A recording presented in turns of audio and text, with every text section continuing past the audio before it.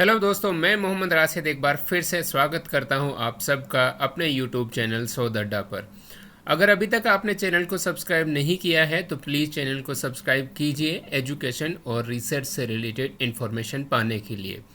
मैंने एक सीरीज चलाई हुई है फेलोशिप के ऊपर। जो भी बच्चे कोई भी कहीं पे भी अगर रिसर्च में एनरोल्ड है तो उनके लिए मैंने एक सीरीज चलाई हुई है फेलोशिप पे, और उस सीरीज़ की कड़ी में मैंने आज एक और वीडियो बनाई है। देखिए, इससे पहले मैंने अभी तक जो वीडियो बनाई है, दिन पहले मैंने एक बनाई है। अगर आपके पास नेट जेआरएफ नहीं है और अगर आप पीएचडी में एनरोल्ड हो तो भी आप फेलोशिप ले सकते हो 18,000, और उसकी 31 तारीख लास्ट डेट है। वो मैंने डिटेल वीडियो यहाँ दे रखी है, ये वाली आप देख सकते हो चैनल पे जाके। इसके पहले मैंने एक और वीडियो आप सबको बताई है आईसीएसआर की, जो अभी निकलने वाले फॉर्म है। जस्ट इन्हीं दिनों किसी दिन भी निकल सकते हैं, इसके फॉर्म निकलने वाले। इसमें आप 20,000 फेलोशिप ले सकते हो विदाउट नेट जेआरएफ, आप किसी भी डिसिप्लिन में अगर हो। इसके पहले मैंने बनाई थी एनएफ ओबीसी की, एनएफ एससी की, एनएफ एसटी की, या आप कोई भी नेशनल फेलोशिप अगर ले रहे हो या आपका जेआरएफ क्लियर नहीं है, सिर्फ नेट क्लियर है, उसके बावजूद भी आप 31,000 रुपये मंथली ले सकते हो। तो इन सब वीडियो को देखने के लिए आप प्लीज़ इस चैनल को ज़रूर सब्सक्राइब कीजिए और शेयर भी कीजिए अपने दोस्तों में, ताकि आपका भी और जो भी इसको देखे उसका भी भला हो सके।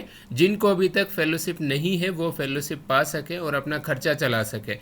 जी हाँ दोस्तों, आज मैं लेके आया हूँ आपके लिए डॉक्टरल फेलोशिप की। अगर आप कहीं पे भी पीएचडी में एनरोल्ड हो और आपके पास नेट भी नहीं है, जेआरएफ भी नहीं है, या आपके पास जेआरएफ नहीं है बट नेट है, तो आप किसी भी केस में, चाहे नेट है या नहीं है, उस केस में भी आप इस फेलोशिप के लिए एलिजिबल होंगे। और आपको ये फेलोशिप 25,000 रुपये मंथली देती है जब तक कि आपकी पीएचडी कंप्लीट होगी।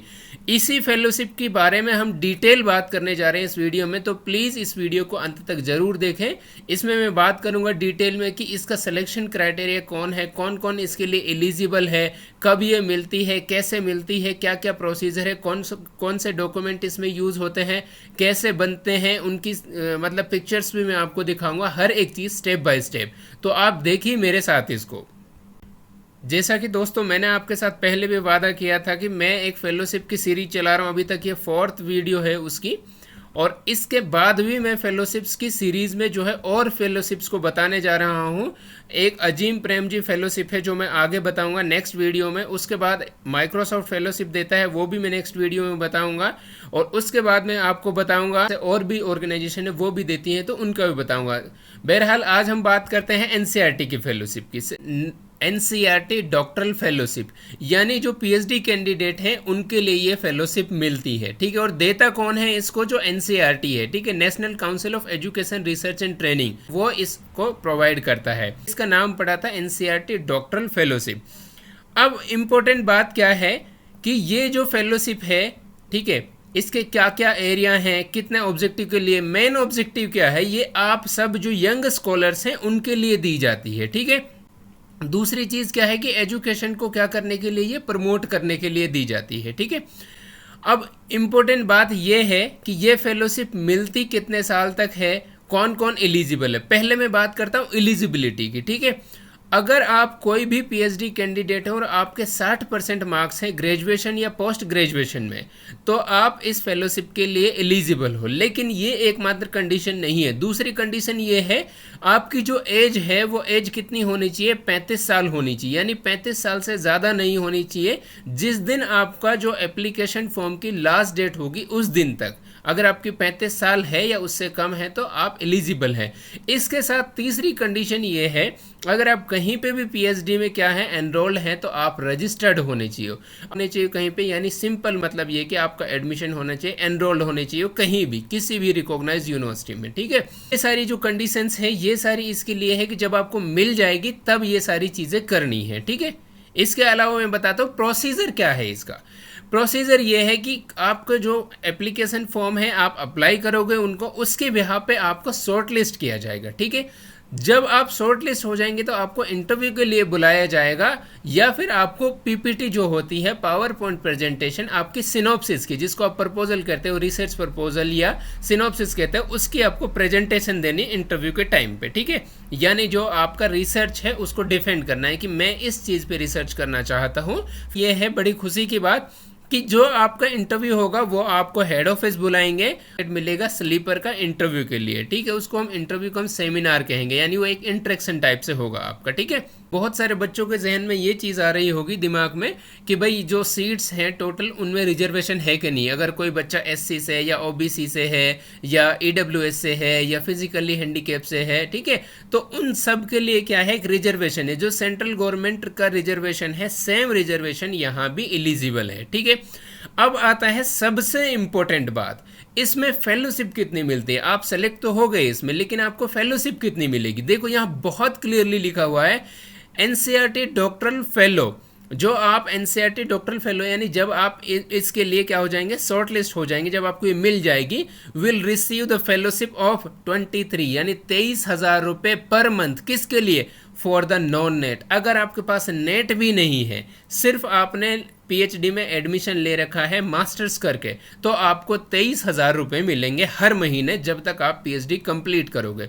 और अगर आपके पास क्या है, नेट है लेकिन किसी भी तरीके की कोई भी फेलोशिप नहीं है। बहुत सारे बच्चों का ये कंसर्न होता है, सर हम जनरल में हैं तो हमारे लिए कोई रिजर्वेशन नहीं है, कोई फेलोशिप नहीं है ऐसी। तो उन बच्चों के लिए जिनका नेट हो रखा है बट जेआरएफ नहीं है या किसी भी तरीके की फेलोशिप नहीं है, तो उनको 25,000 रुपये मंथली मिलेंगे जब तक आप अपनी पीएचडी कंप्लीट करोगे। और एक्स्ट्रा इसमें क्या मिलेगा आपको, कंटिजेंसी मिलेगी। एक साल में आपको 10,000 रुपये मिलेंगे अगर आपको कोई पेन, नोटबुक या आपको लैपटॉप में कुछ करवाना है या प्रिंट आउट लेना है या और कुछ खरीदना है, तो उन सब चीज़ों के लिए आपको 10,000 रुपये अलग से मिलेंगे एक साल में, ठीक है।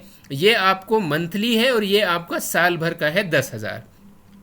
अब ये फेलोशिप मिलेगी कैसे, आपको ये मिल गई है फेलोशिप, एनरोल्ड हो गए, सब कुछ हो गए, ठीक है। एनसीईआरटी जो है इस फेलोशिप को आपके खुद के अकाउंट में देगी, यानी आपका ये डायरेक्ट बेनिफिट आएगा, ठीक है।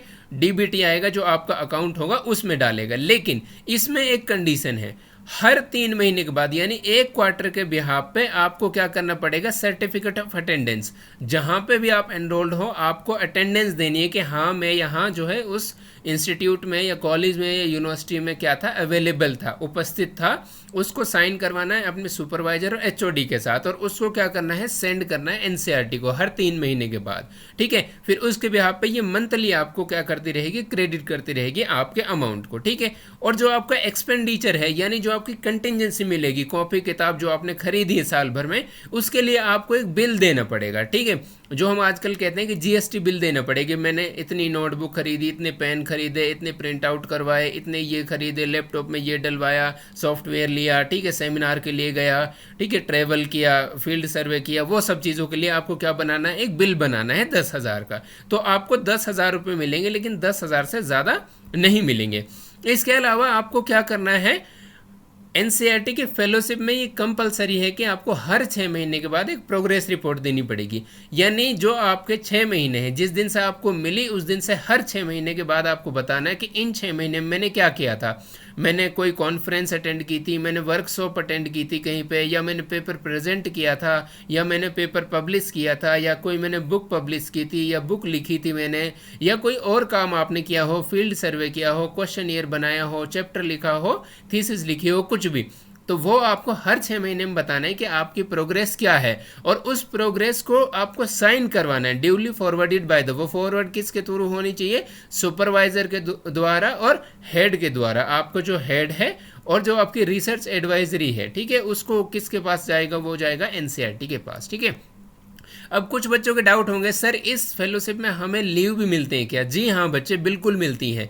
अगर आपका जो जीआरएफ होता है, सुना होगा आपने, जिन बच्चों को नहीं पता मैं उनके लिए बोल रहा हूँ, जैसे जीआरएफ में आपको क्या मिलती है, छुट्टियां मिलती हैं, सेम रूल अप्लाई होता है यहाँ पर। देखो जैसे जितना मुझे पता है कि जीआरएफ में क्या होता है कि 1 मंथ की, यानी आपको साल भर में जो आपकी पब्लिक हॉलीडेज होती हैं, सरकारी जो छुट्टी होती है, उनके अलावा अगर आप 1 महीने की छुट्टी लेते हो गिन के, जैसे 1 महीने में 2 छुट्टी ले ली, किसी में 3, इस तरीके से अगर 30 छुट्टी लेते हो तो आप एलिजिबल हो फेलोशिप को लेने के लिए कंटिन्यू। अगर 30 दिन से ज़्यादा हो गई तो आपकी फेलोशिप रुक सकती है।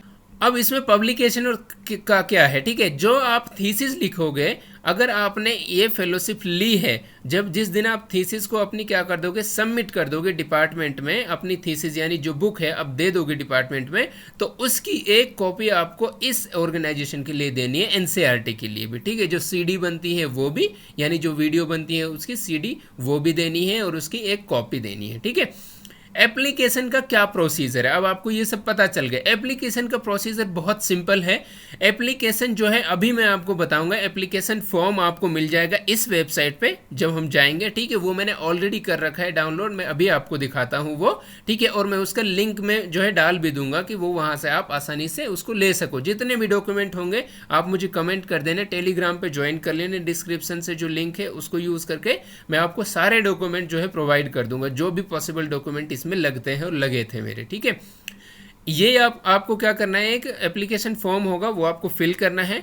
उसके अलावा आपको क्या करना है, कॉन्सेप्ट पेपर, यानी कॉन्सेप्ट पेपर का मतलब क्या है, आपको रिसर्च प्रपोजल बनाना है, ठीक है। कितने वर्ड्स का, 1500 वर्ड्स का बताना है। अगर जिन बच्चों ने मेरी लास्ट वीडियो नहीं देखी हो तो वो देख लेना, उसमें मैंने डिस्कस किया था कि ये 1500 वर्ड का रिसर्च प्रपोजल कैसे बनता है, ठीक है। इसमें आपका होना क्या क्या चाहिए, जो रिसर्च प्रपोजल आप बनाओगे या यूँ कह लीजिए सिनॉप्सिस बनाओगे, उसमें क्या क्या एलिमेंट्स होने चाहिए, यानी कौन कौन से आपके सबटाइटल होने चाहिए। सबसे पहले आपको लिखना है रेशनल ऑफ द स्टडी, ठीक है। आपकी ज़रूरत क्या है स्टडी की, क्यों कर रहे हो। फिर आपको लिखना है ऑब्जेक्टिव, आपकी स्टडी के क्या क्या ऑब्जेक्टिव, क्या अचीव करना क्या चाह रहे हो, मुद्दा क्या है, मकसद क्या है आपकी स्टडी का। फिर आपको बताना है कॉन्सेप्चुअल फ्रेमवर्क, कि आपका कॉन्सेप्ट क्या है, वो कहाँ से आया है, कैसे काम करेगा। फिर आपको बताना है प्रपोज्ड मेथोडोलॉजी, यानी जो आप मेथोडोलॉजी उसमें लगाओगे, टी टेस्ट का स्क्वायर टेस्ट या फिर ARDL मॉडल, OLS मॉडल या कोई और आपको मॉडल कोई भी आप लगा रहे हो, ठीक है। फिर उसके बाद आपको क्या बताना है पोटेंशियल कंट्रीब्यूशन, यानी जो आपकी स्टडी है वो सोसाइटी के लिए क्या कंट्रीब्यूट करेगी, ठीक है। या फ्यूचर में जो और जो रिसर्चर हैं जो रिसर्च करेंगे आपके फील्ड के रिलेटेड, उनको क्या कंट्रीब्यूशन देगी आपकी स्टडी, ठीक है। उसके साथ आपको क्या करना है, जितनी भी आपकी मार्कशीट हैं, ठीक है, ग्रेजुएशन की और मास्टर्स की, उन सबको आपको क्या है करना है, अटेस्ट करना है अपने हाथ से, सेल्फ अटेस्ट। और जो सर्टिफिकेट होगा, जैसे रजिस्ट्रेशन का सर्टिफिकेट हो गया, PhD में एनरोलमेंट का, उन सबको आपको क्या करना है, अटेस्ट करवाना है। और उन सारों के सारों को आपको क्या लगाना है, एप्लीकेशन फॉर्म के साथ लगाना है। फिर क्या करना है, इंपॉर्टेंट बात, उस सब को आपको करना क्या है, यहाँ पर इस एड्रेस पे आपको भेजना है लास्ट डेट से पहले, ठीक है। ये आपका एड्रेस है, डिवीजन ऑफ एजुकेशन रिसर्च, ये सारा, ठीक है। और इसको आपको भेजना है कहाँ पर, यहाँ पर भेजना है, ठीक है। अब मैं बात करूँगा इसमें कुछ और इम्पोर्टेंट पॉइंट्स की।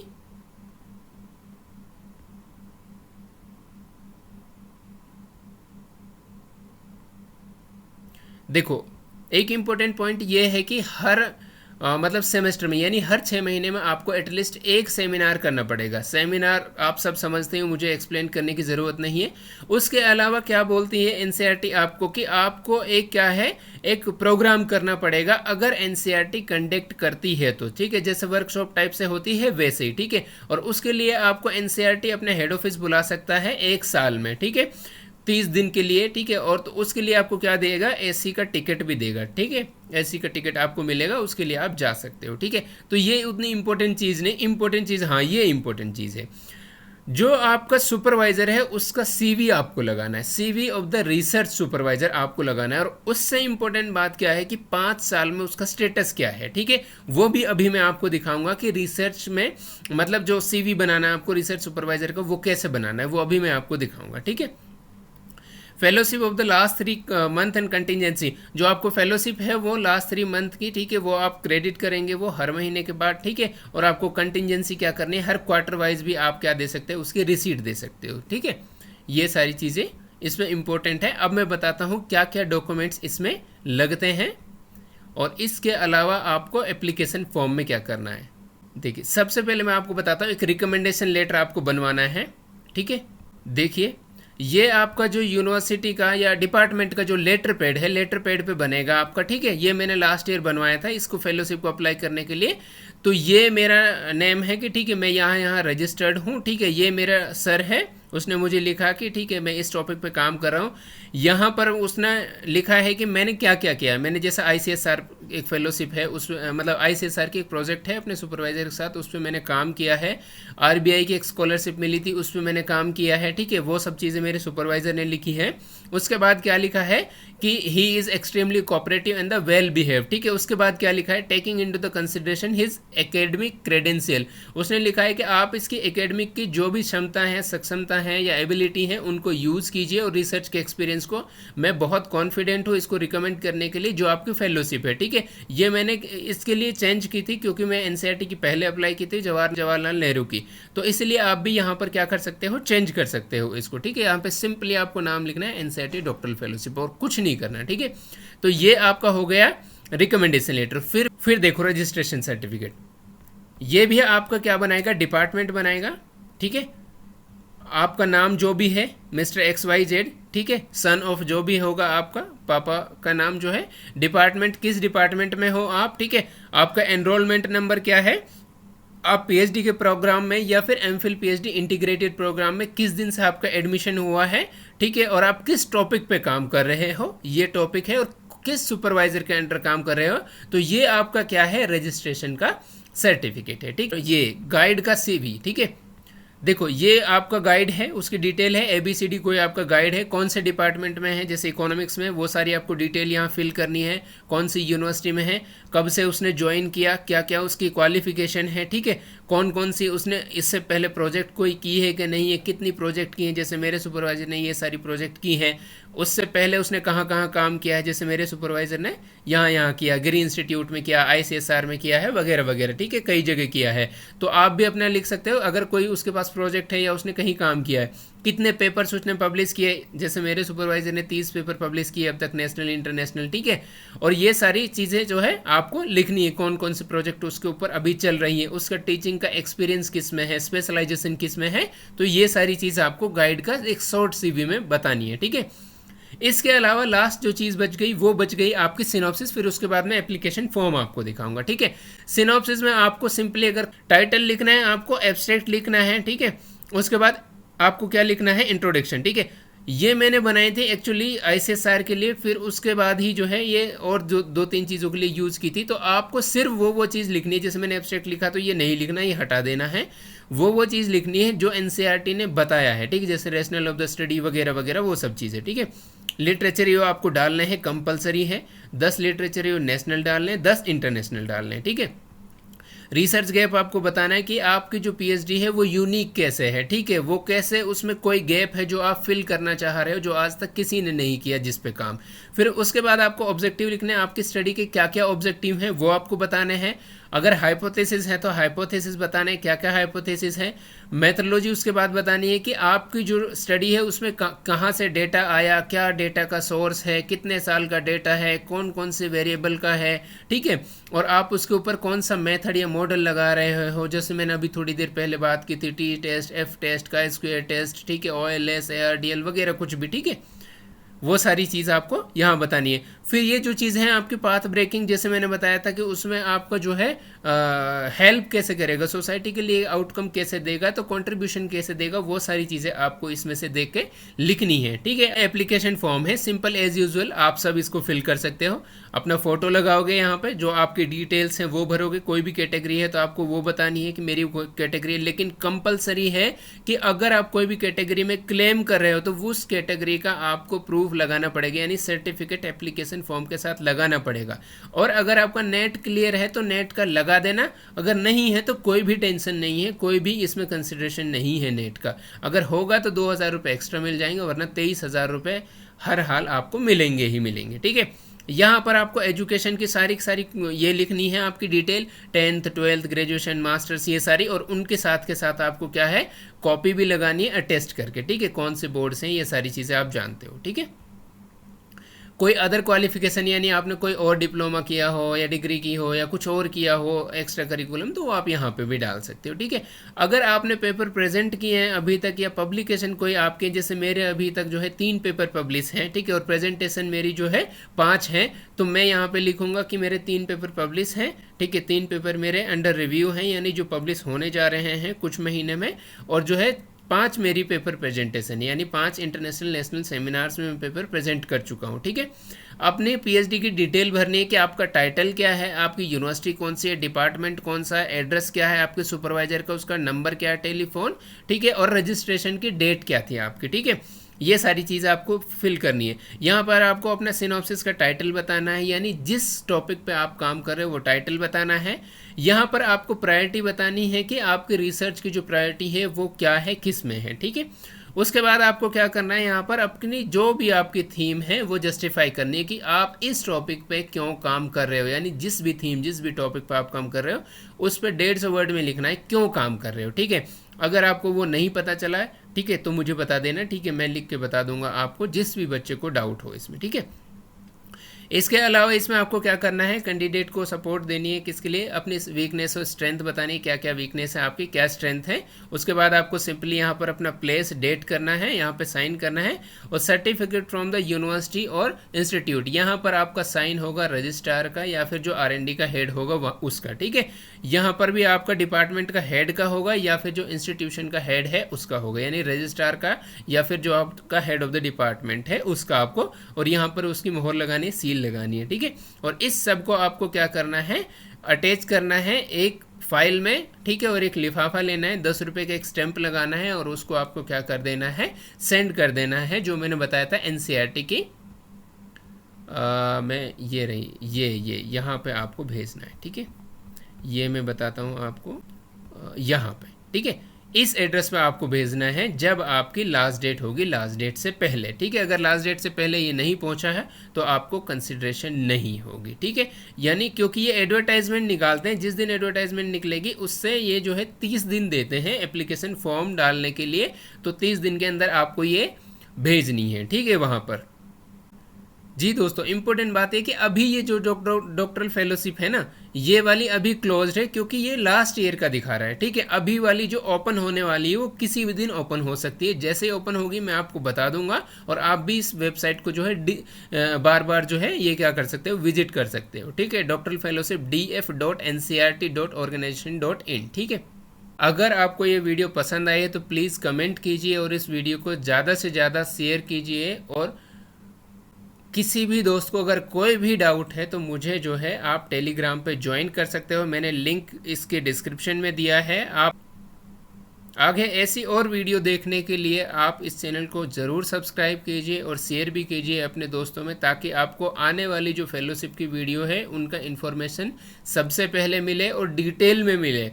और मैं ये बात जो है आपको कंफर्म बता रहा हूँ कि इस चैनल पे जितना डिटेल में किसी भी फेलोशिप के बारे में बताई जाती है, आप पूरे YouTube को छान मारना, अगर वो इतने डिटेल से बताता हो तो आई गारंटी।